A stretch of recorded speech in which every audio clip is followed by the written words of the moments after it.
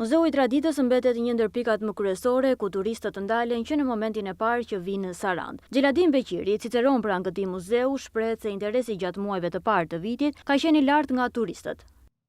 Vim nga një situatë dimërore që deri diku ka qenë brenda mesatares, por tani me fillimin e pranverës, muaji mars edhe ditët kjo java në vazhdim, sigurisht që numri vizitorëve është rritur dhe është shtuar. Ata janë kryesisht nga vendet e Evropës lindore dhe nga vendet e Evropës qendrore.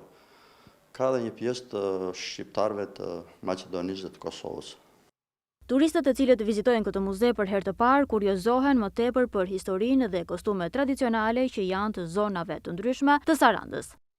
Vizitorët e Evropës lindore janë të interesuar për historinë e qytetit dhe edhe për gjitha sendet dhe sidomos për kostumet dhe etnografinë që janë në katin e dytë.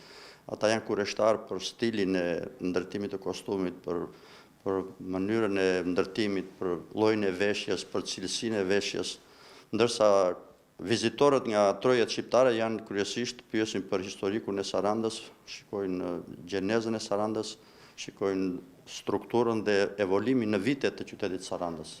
Kostumet tradicionale që ndodhen brenda ambienteve të muzeut janë shumë të rëndësishme dhe me vlera për qytetin. Nëse do kishim akoma më shumë, do ishin akoma më të rëndësishme, sepse realisht në kostumet e Sarandës dhe të rajonit të Sarandës mungojnë një pjesë të kostumeve tradicionale, pasi që nga vitin 97 ju e dini që ato nuk ekzistojnë, ekzistojnë vetëm në fotografitë e vendosura në banderolën e madhe të muzeut.